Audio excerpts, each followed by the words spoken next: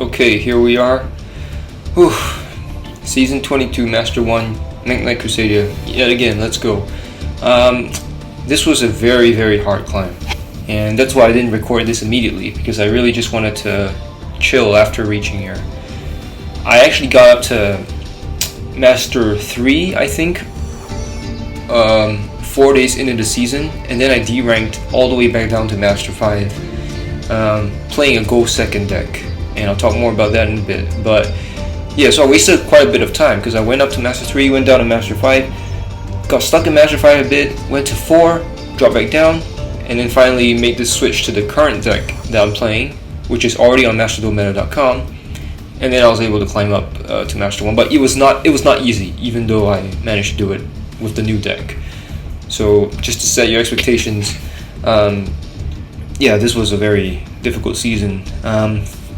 I wasn't expecting it to be this difficult, because everyone was telling me Crusadia, great matchup against Pearly, right? But it's not that simple. So anyway, the post is already on Master Duel Meta, as I mentioned, so you can go check that out. Put a link in the description. And I'm just gonna sort of talk through this new formulation, because it's a very new approach that I'm taking, and ultimately it worked here. But as you all know, Kashtira Arise Heart is coming, I think, tomorrow, so that's going to completely change this meta, right? It's not like Pearly. Pearly is the sole tier 1 deck now, arguably, but it didn't really reshape the meta all that much, I don't think. The strong decks that were left unhit just remained strong, and then like Stun just kind of took over. But Arise Heart will change a lot of things, and so I'm not expecting this list to particularly be effective with it, in the next day. But hopefully Arise Heart meta doesn't change too much in terms of how this deck functions, because I really enjoy playing it, and I think it really has opened my eyes more to Yu-Gi-Oh! The card game, I think, because I've always been a very conservative, I guess you can call, Crusadia player, even though I play Mekk-Knight Crusadia, which is arguably very niche already. But as a Crusadia player, I've generally always stuck to a lot of tried and tested tenets that I've long held based on my experience playing the deck over the years, and I've never really experimented much. And it's partly also because I don't have that much card knowledge. I have no interest in any other archetypes, honestly, and so I don't bother reading people's cards when I play against them. So I often misplay, and I don't spend a lot of time like looking into the card database and like exploring new strategies or synergies or whatnot. So yeah, but my eyes have been opened, and hopefully I can continue down this path for a bit more. And so let's see. So where to begin? Yeah, so this win streak is not accurate, because I played a few games after that to chill. But let's check out this deck, right? So Master 1, oh yeah, and sorry, today is 9th October, so 9 days into the season. It's a bit longer than usual, but yeah, because I had that struggle initially, and I wasted quite a bit of time. So it is to be expected. And honestly, also, I don't play like that much, and even more like than before, I'm trying to just chill out, so I don't want to necessarily just rush within the first 4 or 5 days, as always. Yeah, I just want to take it chill, and nothing really left to prove, right? Mekk-Knight Crusadia has succeeded in Tier 0 format. It did succeed in Sprite format, Branded format, Sword Soul format, Runic format. Basically all these like modern main formats since Master Duel came out. I've already shown them that Mekk-Knight Crusadia can be piloted all the way through, so not much left to prove, right? The next one is probably just the Arise Heart meta, and I just want to conquer that as well. But you already know what this deck can do, what the engine can do. Depends on how you build the deck. But yeah, I just want to try and chill out a little bit. So don't expect me to just keep pushing like earlier day, especially it's been like a year and a half now. So actually almost up to like a year and 3/4. So like, yeah, I just want to chill a little bit. So this is how it is. Anyway, let's check out the deck list. Alright, I am calling this Small World Legacy. Small World Legacy. So Small World Legacy. Dang, you know, I don't know what took me so long to get on the Small World, right? And I'm pretty sure I'm not the first World Legacy player to ever use Small World. I mean, Small World is just a cracked card in general. Well, no, not cracked. It's cracked if you have a cracked monster to search. But yeah, I don't know what took me so long to get on this, but this time, I think it has, it actually brings quite a bit of excitement to how I approach this game. So just to preface this is my first time using Small World, so please let me know if there's anything I can do better. This deck is absolutely a work in progress. There are a lot of flaws still. Well, yeah, not flaws, weaknesses, I would say weaknesses. So yeah, just let me know if you have any ideas on how I can improve this, because I really wanna continue playing something in this style. This is a go first deck, and that's the big change I made. So as I wrote in the Master Duel meta write-up, it's a pretty high power format right now, and a lot of decks are just so consistent. It's just insane consistency everywhere you look. As long as they aren't the hit decks, I mean, they're just like super consistent. Pearly, Stun has always been, just a lot of draw power. Sword Soul, pretty much. I mean, yeah, Sword Soul is hit, right? Long Yuan is hit, but like, it's pretty much like good to go. Labyrinth is full power. So Dragon Link is always just plays through like 3 hand traps. So yeah, going second against these decks is just really difficult right now because the meta is so diverse. I think I've faced maybe 25% Pearly, 25% Lap, 25% Stun, 25% everything else. Dragon Link, Branded, Sword Soul, Tear, Chaos Pile, Dogmatica. It's a lot to deal with. So yeah, I honestly thought, just from the Discord chats with in the Crusadia channel, that the blind second OTK strategy would be the way to go. So at the start of the season, I really just stuck hard to that and I committed to it. And I just kept trying to blind second OTKs, 6 Kaijus, Pot of Desires, all that stuff. I wasted a lot of time just D-ranking and all that stuff because it was enough to get through Diamond. But once you hit Master and the players just get better and the decks just get more consistent and reliable and the first turn boards become more oppressive, well, it's just too difficult because very often you just don't draw the correct out for the matchup and then you have to just auto scoop. Going second, you don't have to worry about the coin toss, right? That's one of the perks. People have varying win rates because when they go first they win like 75%, go second they win like 40%, something like that. Going when we blind second, we don't have to care about the fluctuation in win rate. We're just focusing on the one going second win rate, and we're building the deck specifically to go second. You would think like a lot of these factors should give us a pretty good advantage, even though the deck itself, the core is pretty weak and outdated, right? Mekk-Knight Crusadia or even just Crusadia pure. But yeah, it's become too much of a gamble. Like, you have to draw the correct out for the matchup, and if you don't, you literally cannot do anything. And Dragon Link, that board, like, if you don't have Max C, for example, like, they can play through Ash, they can play through Imperm, they can extend forever, and then they just set up a board, and then you don't have a Kaiju, or even if you do have a Kaiju, you just Kaiju what, Boro End, or you Kaiju what, Borolo Savage. So it's just very difficult. And then of course, let's say you draw Lightning Storm and Reboot against Dragon Link. Wow, what are you gonna do about that? Or you draw like 3 Kaijus against Labyrinth or Stun. What are you gonna do about that? So yeah, and then of course, like, yeah, just in general, their first turn boards are just very unforgiving now, and because of the consistency, they almost always full combo as long as you don't have disruption, and then you just, how are you gonna win with no disruption into those full combo boards? Even if you're playing a meta deck, I don't think you can reliably play going second into the full turn, into the full boards of other meta decks, or even your mirror match.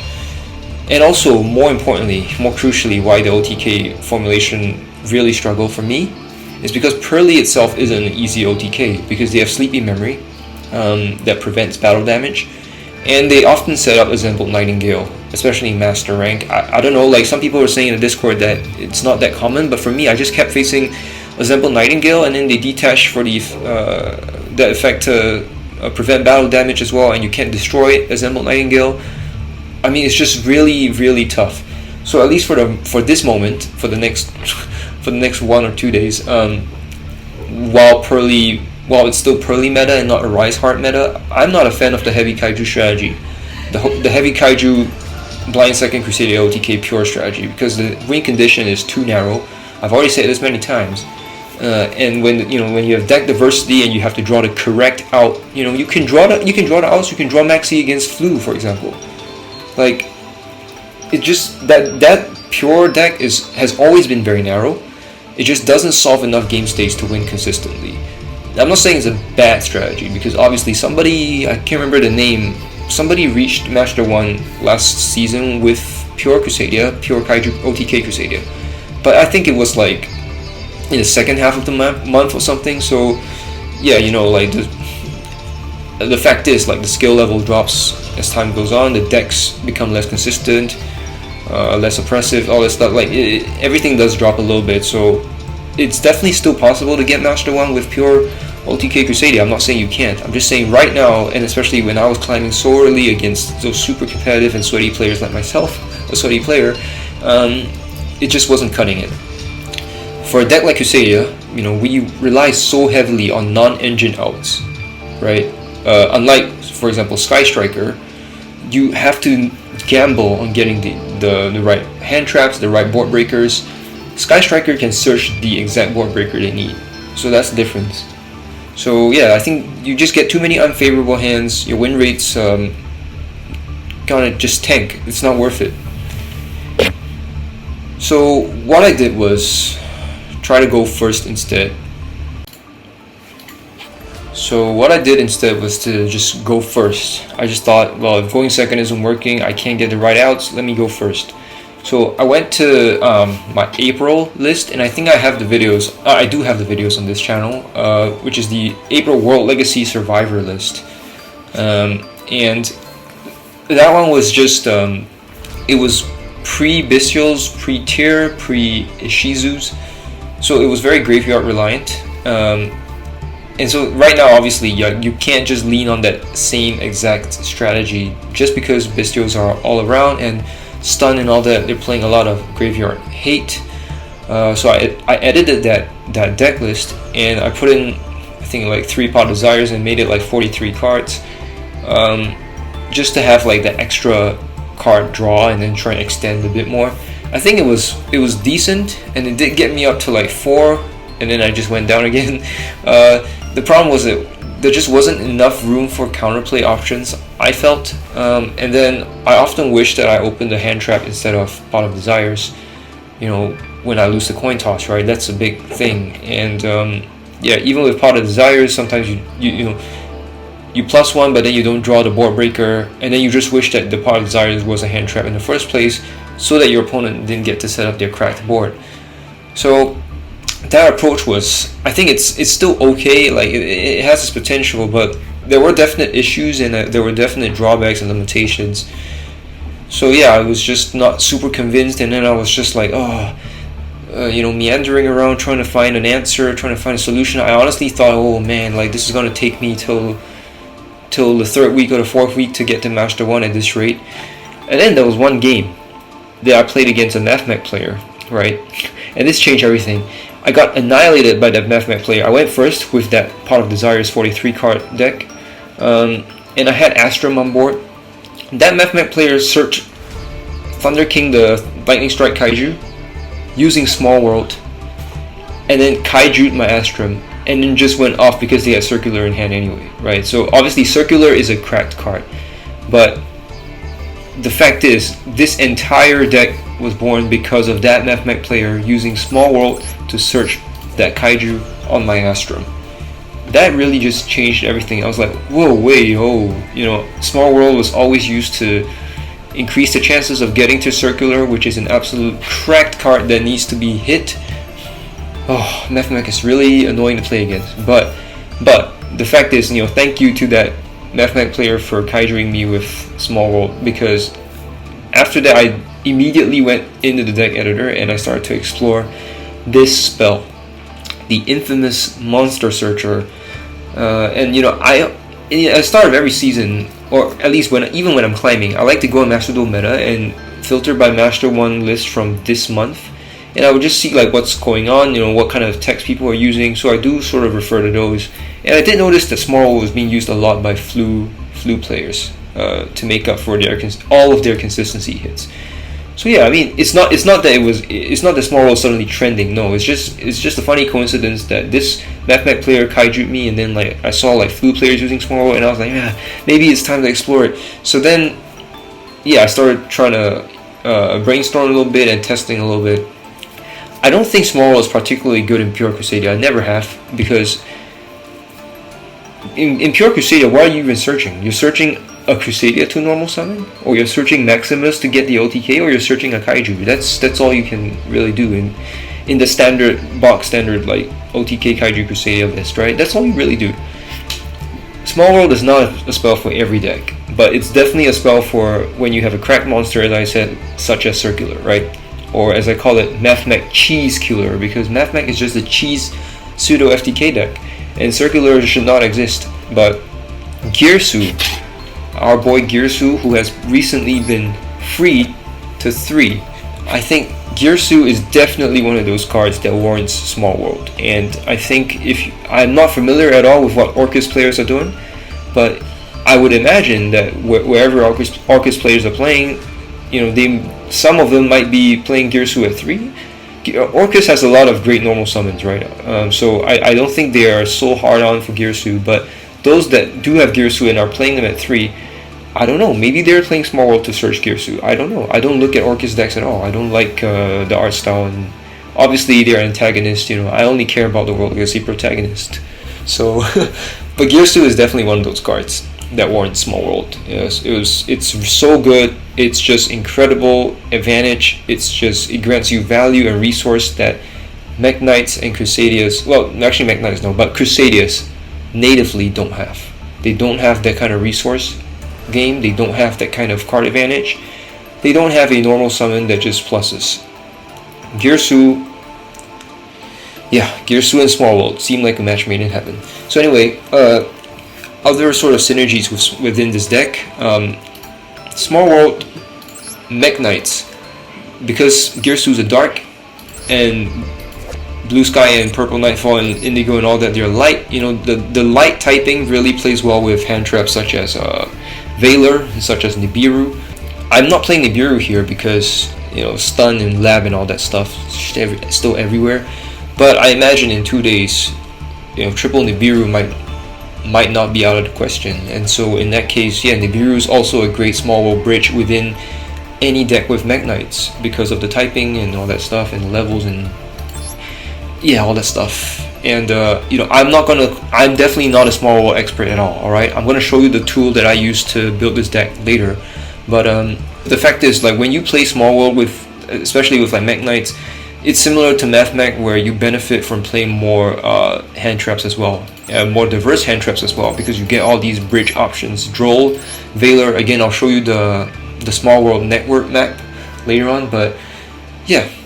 It's pretty good synergy all around with all the monsters that were already staples in my deck, right?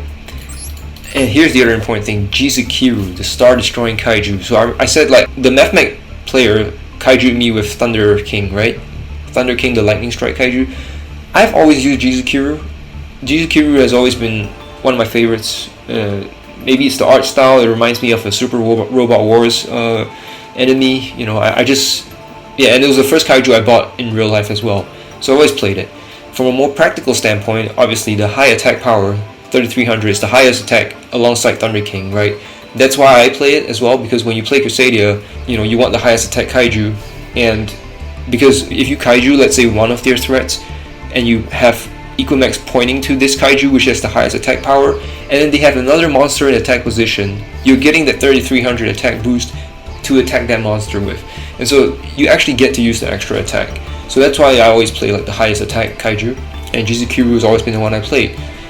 Serendipitously, Jizukiru has even more value in a Small World deck, because with Girsu as my Mekk-Knight cheese killer, Jizukiru light machine, it just bridges so many things. And again, I'll show you the map later on, but it's literally one of the most important bridges in this deck. LOL. And of course, the mechs themselves can bridge into the Crusadias, right? That's really important for me as well. You can just bridge the Mekk-Knights into Maximus or Draco, and you can just open the pure classic Crusadia opener and go into the Equimax OTK bonk. So yeah, Mekk-Knights and Crusadias actually play really well together in Small World. I don't know about like Mekk-Knight side of things, like Crusadia side of things. Obviously, pure Crusadia, like it's just what are you even searching for? Mekk-Knights, because they natively use Girsu. Like I would imagine there's already a lot of synergy within Mekk-Knight's searchability with Small World. But when you combine Mekk-Knights and Crusadia, I never knew just how well they play together, just how much synergy they have and searchability with Small World, and you'll see. Okay, to be fair, it's not like, you know, Reclusia, Arborea, and Leonis are a bit more isolated in that Small World map, in the Small World network map. But Draco and Maximus, which are already in the first place the main cards that you want for the OTK, well, actually not, you wouldn't search Draco, I don't think, but you know, Maximus, you can sometimes search Draco, but Maximus is like, you know, he's just buddies with Girsu, you know.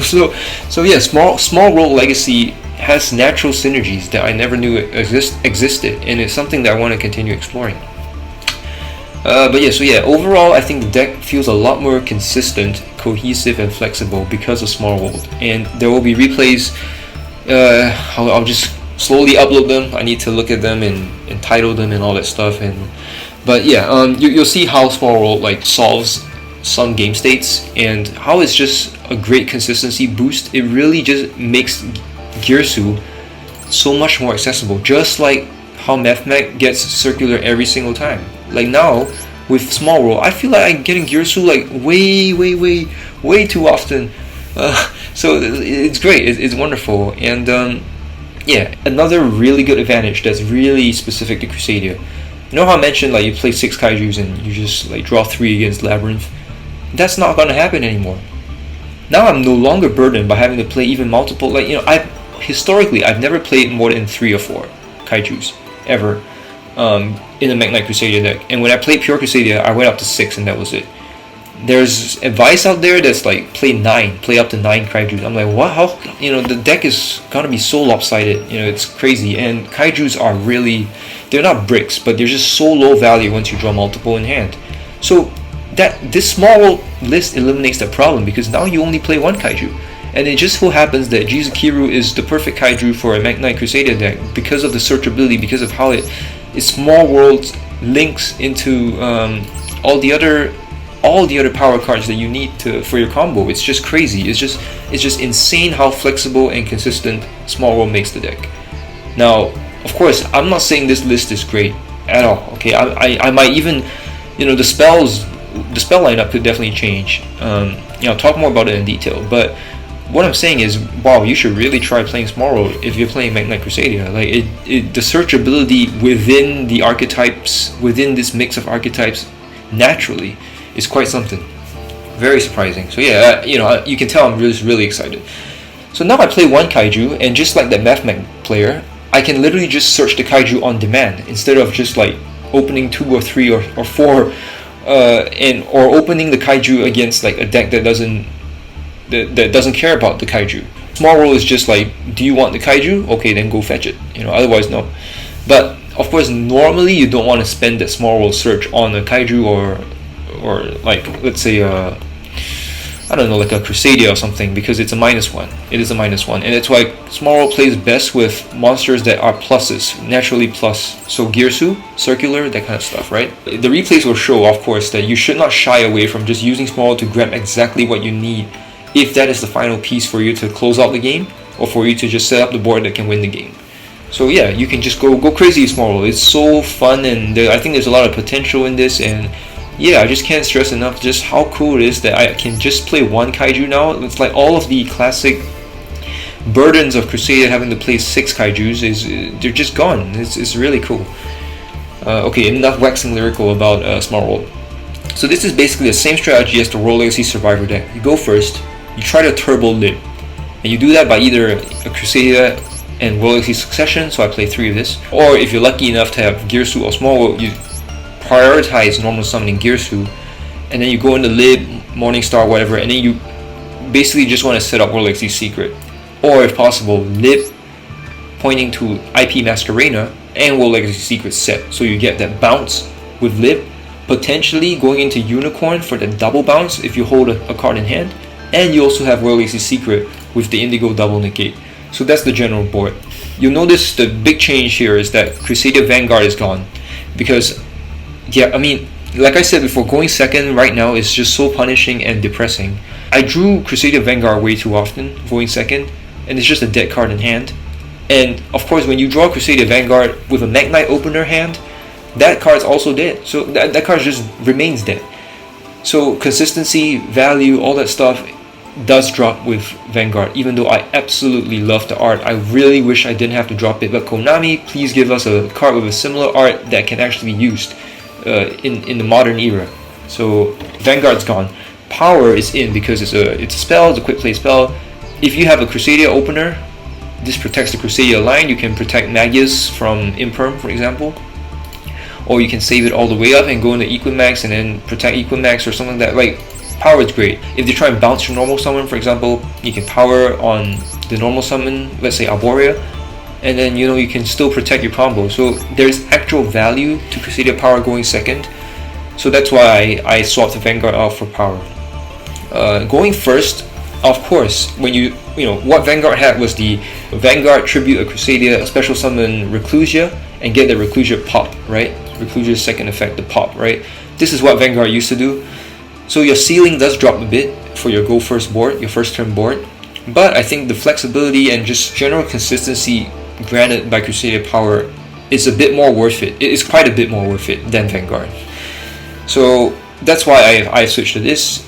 But honestly, I'm just going to say that if there's any card that I'll cut first, it's probably Power, because as much as I would like to play a Crusadia spell, especially going first when you only have a Crusadia opener, and you don't have any Mekk-Knights at all, you have to just climb to Astrum, for example. Being able to at least set Crusadia Power is nice, right? You can have an Astrum sitting on the board. Hopefully, because you didn't open any other Mekk-Knights or World Legacy cards, the rest of your hand is just hand traps, right? So you have Astrum sitting there with Crusadia Power set and then hand traps in hand. That's a pretty... It's a very defensive and passive board, but at least it's a board, and it's hard to out for most decks. So I really want to play Power, but the problem is, again, you're going to have a lot of hands, you'll see, where you open Mekk-Knight opener and then you just can't use the Power. You can set the Power to set up a column, that's cool, but this slot definitely can be better utilized. Well, let's say even the Triple Tactics. And Triple Tactics is a normal spell too, so you can set Triple Tactics, and then if they max to you, you can flip Triple Tactics and then, rip something out of their hand. So Crusadia Power definitely would be the first cut, I have to unfortunately say. But for now, I'm keeping it, and I did use it to climb, so it's in the list. But I'm just telling you that there are definite drawbacks, and I think in terms of consistency, if you want to make sure that every card is usable in as many hands as possible, which should be the goal of deck building, Crusadia Power is the first to go, in my opinion. Everything else is usable in your hand. Like if you open World Legacy Secret, that just absolves you of having to do one extra search. So maybe you can go into an IP Masquerena instead. So that kind of like trade-off isn't so apparent with the other cards. Like you can basically use all the other cards, but Power, if you don't open the Crusadia line, or if you don't go into the Crusadia line, let's say if you open Girsu plus a Crusadia and you normal summon Girsu, then that Crusadia in hand is basically just like a Jester Confit, right? It's just a special summon. It's just one body on the field. Then Crusadia Power in hand also has no value. So Crusadia Power really doesn't have value in a lot of hands, and there were a lot of times where I wish it was Triple Tactics, for example. So I'm just putting it out there.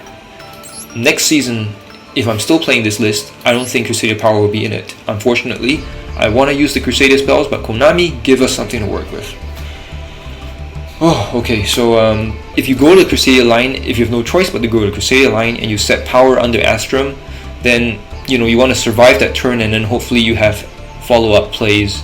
Maybe you draw into a Mekk-Knight because you didn't have it in your opening hand. Maybe that's your next card from your deck. Or if you have Max C in hand because you have a lot of hand traps, then maybe you draw into like something else so you can close out the game, right? That's the whole idea with Power. Otherwise, you're just protecting the link climb, the combo normally. Okay, so let me just talk through all the cards here. So Valor and Droll. Valor is actually a really good hand trap right now because of Pearly, and I mean, it's just really good in general. Like, you hit Pearly, you hit Ariane, the Labyrinth normal summon, you know, deny them those searches, right? I think Valor is just really good. Now, drawing Valor going second, like on turn 2, if you draw in a Valor, that sucks. It's just the same as you draw in a Max C going second, it sucks, right? But Valor is good. And more importantly, the small world map will show you Valor is absolutely I think it's the most important small world bridge. It just bridges into every single card in this deck. It's crazy. It's just crazy how freaking good Valor is and how well it plays with small world. So in this deck in particular. So yeah, Valor at 1, could play 2, but instead of playing 2 Valor, I decided to play 1 Valor and 1 Droll. Droll also has its bridges. It's not as good as Valor as a small world bridge, but again, Droll against Pearly ends their turn. I mean, yeah, I mean, they just can't do much else after that. Droll against Dragon Link. Droll is just really good in general. Droll against Flu. Droll is good. But Droll is not better than my standard hand trap package, which is why the other hand traps that I always play in my standard package, they're all at 3, whereas these two are just at 1 and 1. Their main value is small world bridge in the case of Valor, but also they are worthy disruption if you lose the coin toss and go second. So that's the idea. And again, as I said, small world, you want to play more hand traps than board breakers because you want to increase the searchability of the deck. And if you happen to draw like a dead card, let's say you draw Maxi against Flu, you can small world the Maxi away. Although there's not much you can really small world Maxi away into, but at least it's something, right? You can actually use it. Maybe give yourself a second Crusadia or something and go into combo. I don't know. And yeah, if you open Droll and it's not a deck that suffers from Droll, then you can just small world Droll away into Kaiju, for example, something like that. So flexibility and just linkages with small world. That's why these two hand traps are in here. Apart from that, the standard hand trap package: 3 Maxi, 3 Ash, 3 Imperm. Ash is very good against all the stun decks and Lab that likes to play Pot of Extravagance, that kind of thing. And Ash on Pot of E is really good. It just brings them down to 4 cards, for example. That's huge. Ash on Call of Demise. Wait, is it Call of Demise? Call of... wait. I don't even know the name of those cards. Demise. Card of Demise, right? Card of Demise that the stun decks play. Like Ash on that, the draw 3, that's also really impactful. Maxi is the best card in the game, just keep it in. Imperm is extremely good against Pearly. You want to Imperm Pearly Lee, the black small cat, because it's hard once per turn effects. So you prevent them from searching any card they want, and you prevent them from XZing, using the second effect to XZ summon. Pearly, the white cat, is not hard once per turn, but the search effect is an Excavate 3, and they sometimes whiff. So you want to prioritize using your Imperm on the black small cat. So Imperm is fantastic against Pearly, definitely play 3. It's good against every deck, come on. I mean, Imperm is just so good, and it's also a board breaker going second. I'm never dropping this standard hand trap package of 3 Maxi, 3 Ash, 3 Imperm. I don't think. Okay, so the Crusadia lineup, 1 of each Crusadia except Maximus at 2. So 1 Reclusia, 1 Arborea, 1 Leonis, 1 Draco, 2 Maximus. Now here's the thing, you already know this, I hope. When you play a combination hybrid deck like Mekk-Knight Crusadia, on the Crusadia side you only want 1 Draco. The only time you really want to play more than 1 Draco is when you go above, let's say, 10 Crusadias, double digits. Maybe you go to 2 Draco. But Draco should be the last card that you add when you're increasing your Crusadia main deck monster counts. So you prioritize Maximus, Arborea, maybe then Reclusia, Leonis, then you add like Draco as the 10th card, for example. And Draco, yeah, maybe you only play 3 Draco when you're up to like 13, 14 Crusadias, in my opinion. Why? Because Draco is the worst normal summon. If you normal summon Draco, and let's say you have a hand of Draco and Blue Sky, or like Draco and Purple Nightfall, you normal summon Draco, you can't search. Even if you had 2 Draco, you search the second Draco from the deck with Magius, then what? Like, you can't fetch the Draco, so you're losing a body when you normal summon Draco. So when you play a hybrid deck where you don't have high Crusadia numbers, you want to play 1 Draco. Because you want to reduce the chance of opening Draco, but you want it absolutely to be the search of Magus, so that you can fetch your normal summon Crusadia from the graveyard and just get the extra body, right? That's important for link climbing. But in this case, in this hybrid, Draco absolutely should be at 1. It should be the last card that you increase in count. Reason why Maximus is the one at 2. Okay, so this Maximus, the second Maximus, was initially 3 blue sky. But I just found after playing a bit that you really want to just ensure you have that normal summon going first. So I just went with a 6 Crusadia instead. And Maximus is definitely the priority for me for 6 Crusadia, because Maximus is a great small world link, a small world bridge into Girsu, so you can do that. But yeah, so playing 2 Maximus is just also to increase the chance of going second, having Maximus in hand, to have the OTK opportunity open. It's a lot better that way when you can normal summon Maximus and you're trying to go in the OTK line, as opposed to normal summoning a different Crusadia and then having to search Maximus with Magus. That just reduces your resources by 1 card, like by 1 body for link summoning, and that's huge in a Crusadia combo, right? If you can normal summon Maximus and then search Draco and fetch Maximus, then you get the extra body. Otherwise you're just straight searching otherwise you're just normal summoning this, let's say Arborea, and then you're searching Maximus off Magus. You're losing out on card advantage. So that's why I play 2, just to increase the chance of having the OTK as well, in addition to all the other benefits I've already said. So yeah, the 3 Girsu here, yeah, I mean, you're playing go first, you gotta play the 3. This is your circular. So good, so good.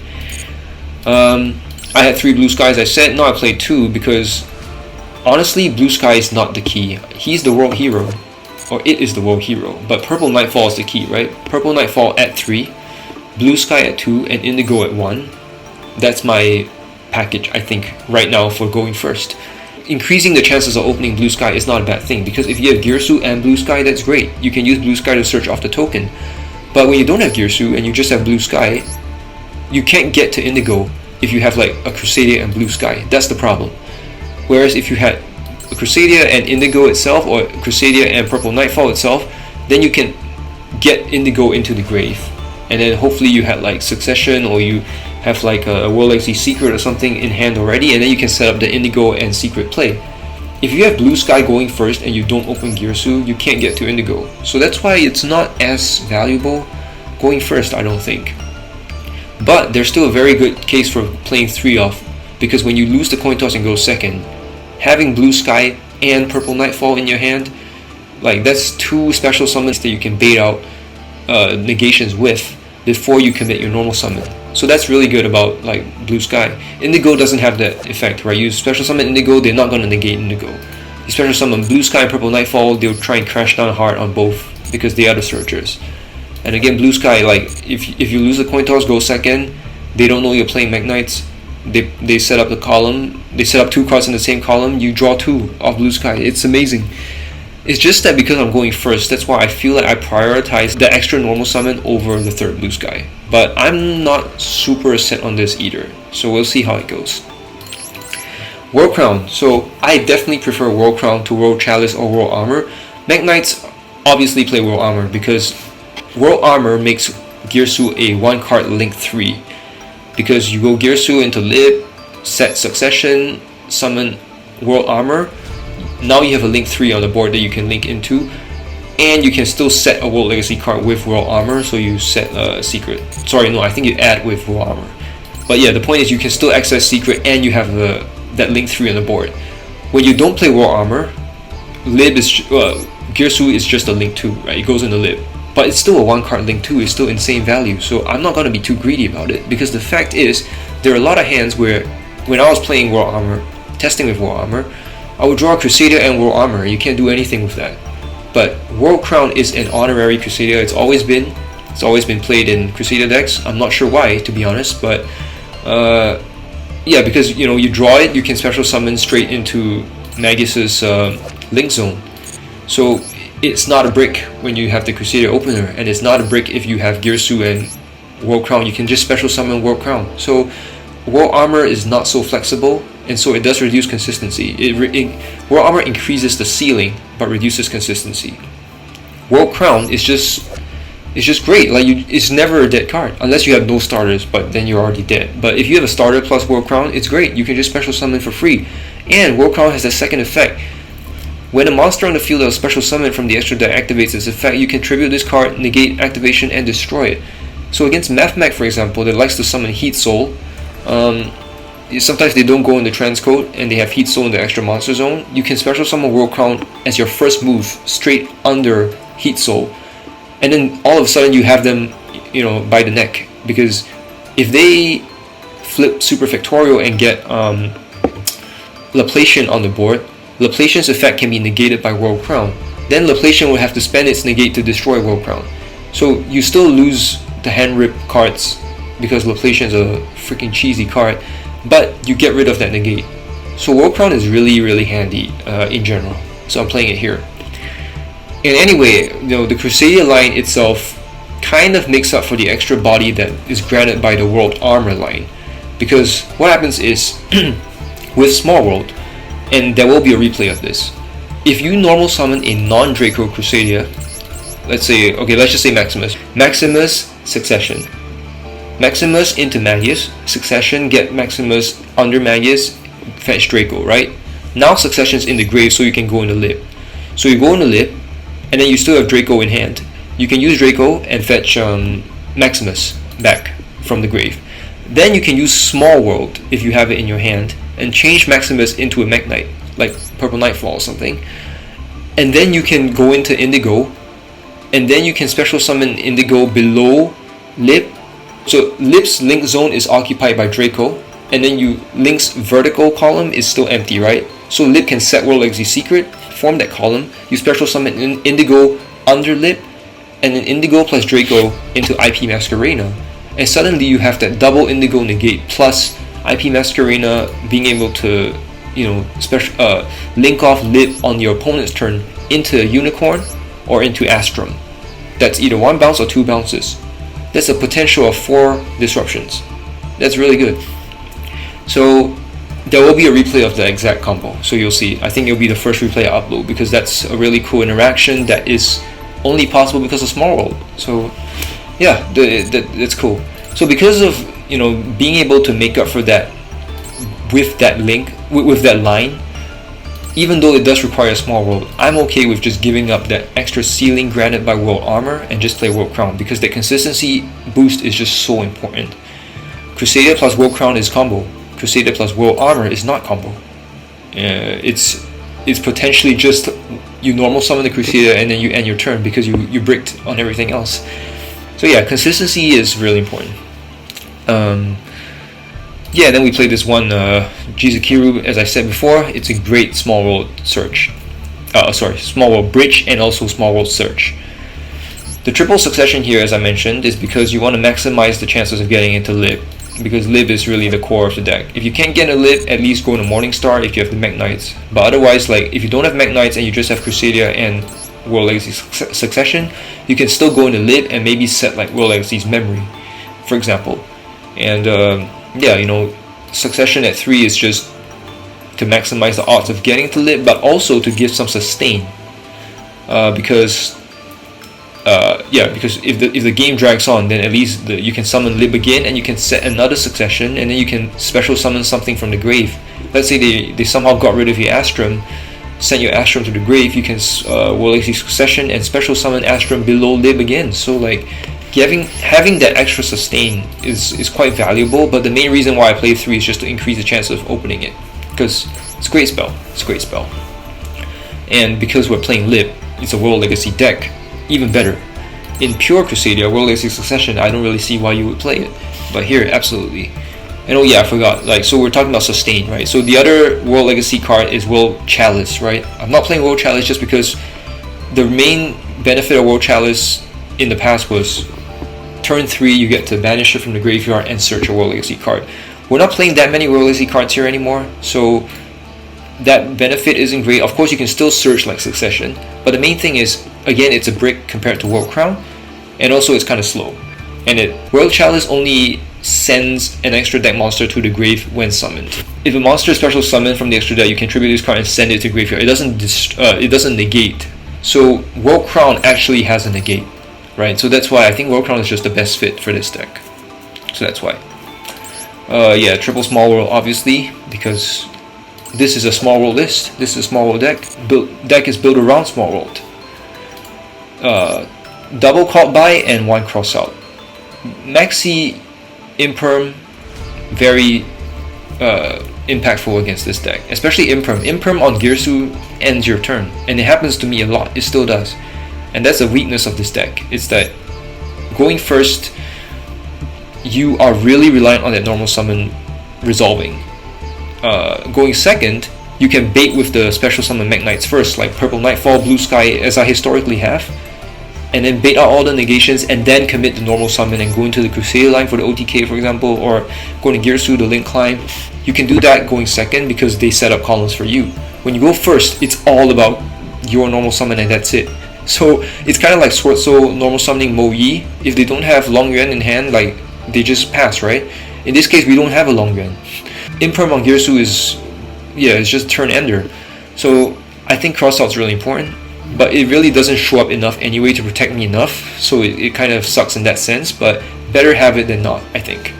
Because this is a combo deck now, right? It's not those mad combo decks that go for 20 minutes. No, it's very direct and snappy. I love it that way.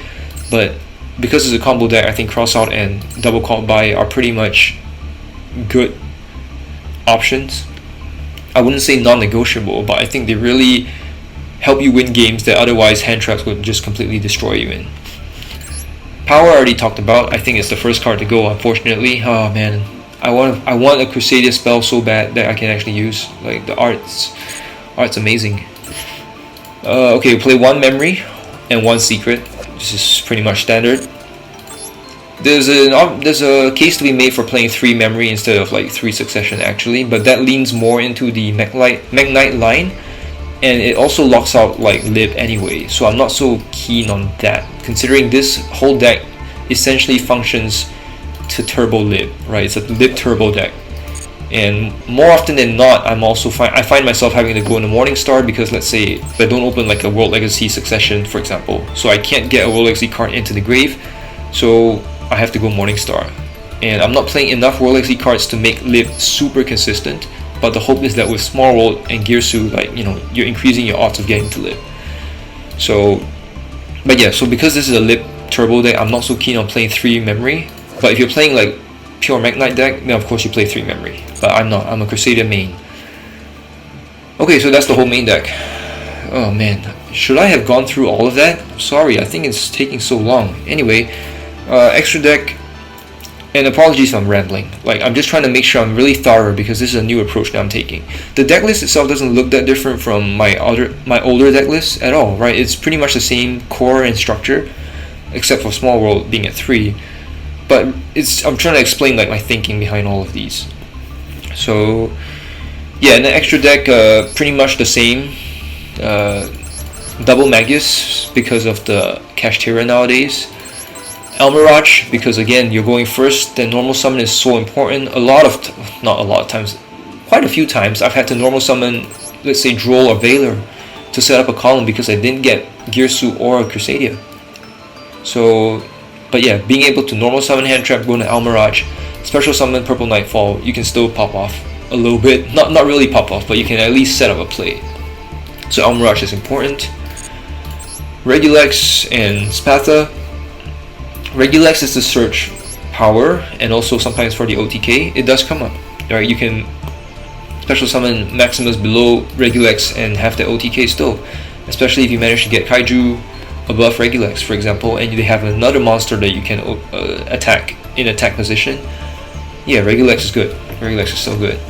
Spatha I've been using a bit less, because obviously when Lib and Morningstar are your priority Link 2 summons, Spatha is a bit less valuable, but you know, she still comes up at times and she has enabled OTKs for me, so I think it's still good. She's still good. I'm down to 1 IP instead of 2 IPs. I think the second IP was a luxury, and it's better to just have 2 Magus in case Kashtira tries to banish one of them. Although I will say Kashtira always banishes Dingirsu. I don't know why. They always go for Dingirsu first, so that's a good thing for me, at least. Double Lib, I think the third lip just doesn't come up enough. There have been times where I feel like, damn, I needed a third lip because of the bounce effect, maybe later in the game. So there have been times where I've been lacking a little bit in lip, but I don't have space too. And I guess if I had to do it, I would just cut Dengirsu and make the third lip, I think, because Dengirsu comes up very rarely. But it's just there as an option. Because it's quite easy, especially because of, you know, the way this deck is set up, and with small world and all that stuff, making Girsu more consistent. You know, it's a lot easier to get multiple Mekk-Knight bodies on the board. So I think Girsu is definitely an option, and I have used it at times. Just saying. Unicorn, again, extremely good. Lip plus IP into Unicorn is that standard 2-card bounce. So good, so good. Equimax, I'm still bonking and OTKing Equimax. I'm telling you, you still do it with this deck. Your priority summon going first is always Girsu, but going second, even if you don't normal summon Maximus, let's say you open Girsu and Maximus, you can literally just go into Equimax anyway and then special summon Maximus and just do the OTK the same old way. You can still do that. So definitely still a Crusadia deck. And then Astrum, yeah, I mean, nothing needs to be said about this guy, right? He's the deck master, right? He's my Yu-Gi-Oh partner. So, and then one access code. I actually go into access code a lot more often than Astrum nowadays because we're going first here, right?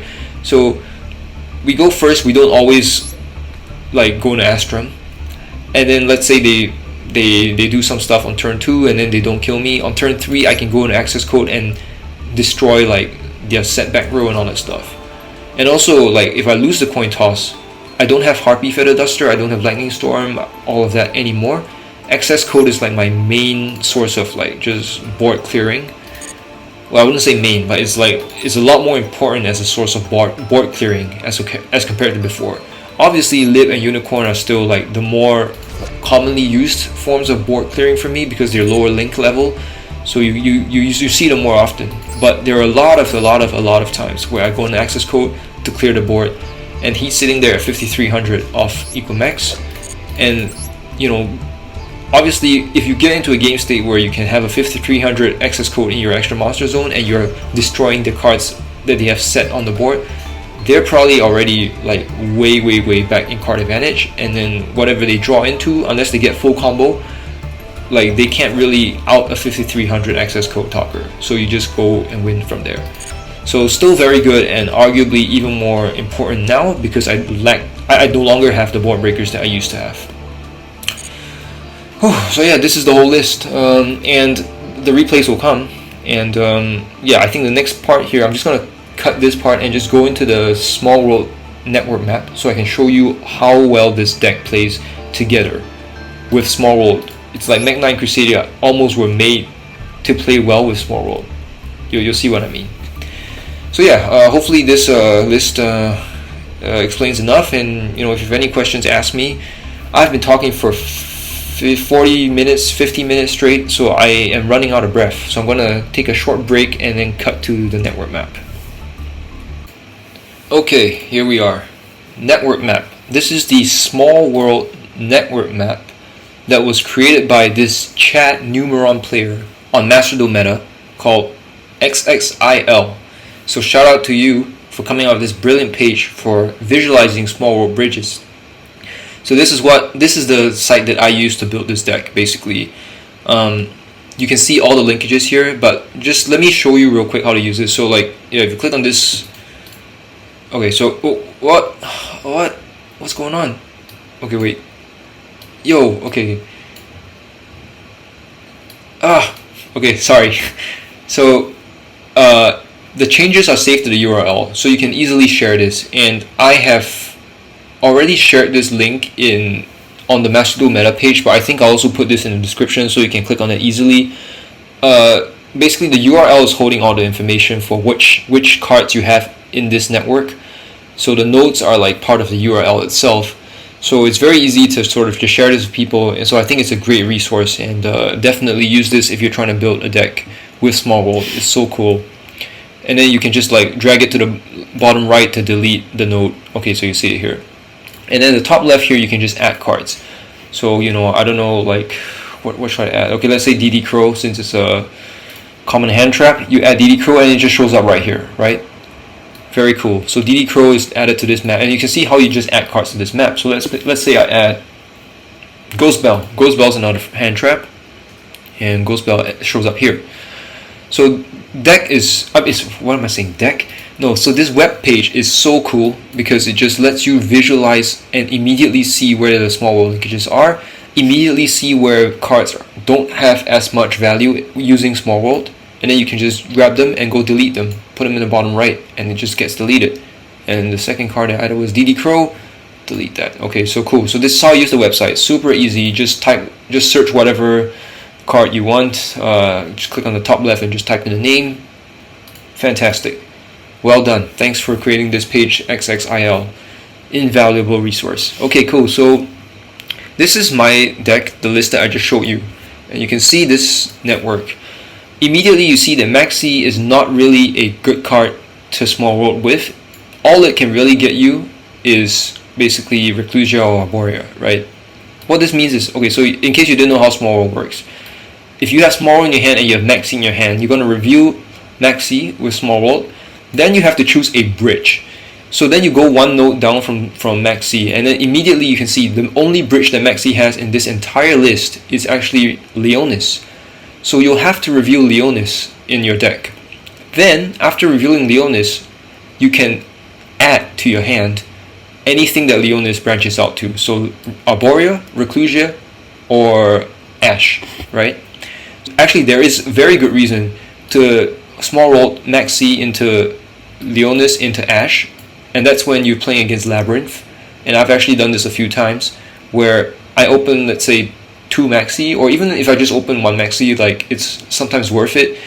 I review Maxi in hand with small world, I bridge Leonis, so both Maxi from my hand and Leonis from the deck are banished by small world, and then I add Ash immediately. And they can't chain, I mean, they can chain, like, let's say, Big Welcome or Welcome Labyrinth to the small world, but they'll never do that because they won't see it coming. Like, Labyrinth players, I mean, they're not going to expect, like, you to search Ash off of Maxi using small world unless they are super good at small world, you know, which is totally possible, but I think the average Labyrinth player doesn't expect it. So yeah, you add Ash to your hand, then immediately they're like, oh crap, now they have to activate Big Welcome or Welcome in the open game state, and then you can just chain Ash to block that special summon of, let's say, Lovely or Lady. So this is actually a really good play where you banish Maxi from hand to get Ash against Labyrinth. So it's not that it's completely useless, but the fact is, like, you know, you only have these 3 nodes here. But yeah, so that's an example of how you use this map. So then you can just kind of see where all the linkages are. So obviously for me, most important card is Girsu, right? You're playing small world to try and maximize the odds of opening Girsu or getting to Girsu, just like Cheese Cooler, Circular Cheese Cooler. So what you do is you walk back from Girsu. You know you want Girsu. You walk back 1 node so you can go, let's say, Maximus, and then you walk back another node to see what kind of cards you need to have in your hand in order to get to Girsu. So let's say you have Girsu here. We'll just go up to Maximus as the bridge. So remember, we're working backwards now. So Maximus is the card in the deck that you review with small world. So then what's the card that you need to have in your hand in order to get to Girsu? You can do it with Jizukiru, Valor, or Draco. If you open Draco, you can banish Draco from the hand and then banish Maximus from the deck, which is the bridge, to get to Girsu. Let's say you're going first and you open Jizukiru. So obviously Jizukiru has no value going first, right? You can banish Jizukiru from your hand, banish Valor from your deck, and add Girsu. Or you can banish Jizukiru from your hand, banish Maximus from your deck, and add Girsu. Like, it's just so crazy. It's amazing. This network, and you can see, like, if you ignore, like, this lower part with Maxi and let's say the 3 level 3 Crusadias, well, Reclusia is lucky because of, and by the way, if you mouse over, like, these colored lines, you can see exactly what the link is for small world. So green here is a small same type. For blue, it's same defense. So Reclusia has 2000 defense, same as Purple Nightfall. So that creates a link within Small World. That creates searchability. So it's crazy. So Arborea and Leonis, unfortunately, are a bit out of the network, but they're still valuable, like, because obviously they're Crusadia cards. You need them as starters anyway. And of course, you have the spot effects. Reclusia's Pop, Leonis' Pierce. Arborea is still the best normal summon because of Destruction Protection. So yeah, but then in terms of Small World, yeah, you can see once you get into this middle of the map, wow, Valor and Jizukiru have so many links, right? Jizukiru has 1, 2, 3, 4, 5, 6, 7 links. Valor has 1, 2, 3, 4, 5, 6, 7, 8 links. So Valor is at the heart of this entire map, but Jizukiru is also really important. And yeah, generally there's a lot of searchability. The key is that, you're playing one Valor and you're playing one Jizukiru. So the odds are that you won't have both in your hand. And the odds are you won't even have one in your hand most of the time. So they'll be in the deck. So they'll be available to be used as the card that's banished from the deck as the bridge. You're playing 3 Purple Nightfall, multiple Blue Sky, playing 2 Maximus, you're playing 3 Girsu, you're playing 3 Ash. All of these you see way more often in your hand. And then the best bridges, which are Valor and Jizukiru, are just sitting in the deck waiting for you to banish. And so let's say you open like Valor in your opening hand, you can still banish Jizukiru and get that search off the Girsu. So it's really, really good. It's just so much synergy and just flexibility. So I'm really happy with the map right now. And then of course Draco is another surprising bridge, right? 6 links here. So that's really cool as well. So Draco is also really useful to keep in the deck, which is another reason why it's nice to have him at 1. Although when you do that, then you're obviously sacrificing, the Magus Search Draco recycle from the graveyard play. So maybe there's a reason to play 2 Draco in that sense, but again, I think the more important reason for playing 1 Draco is, as I said, you don't want to normal summon Draco. So it's just an interesting fact that it's a nice little bridge here. Maximus is in close proximity with Girsu, and it's so easy to get to Girsu from Maximus. If you open Maximus and you really want to see Girsu, let's say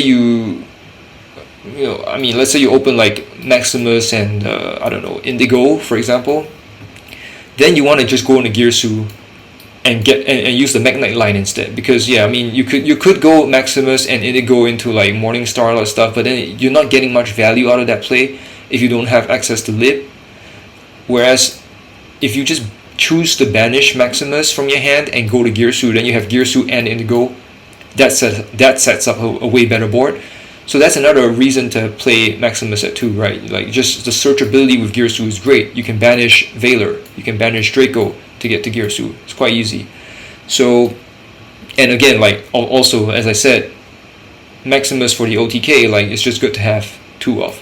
So just from the map, you can see why I kind of value Maximus as the best Crusadia to play as my 6th Crusadia, as opposed to Arborea, which is actually still the best, in my opinion, the best normal summon Crusadia. Sorry, the best Crusadia normal summon. She is still the best because of the destruction protection, and it happens a lot, right? Labyrinth and Dogmatica are all using Dogmatica punishment.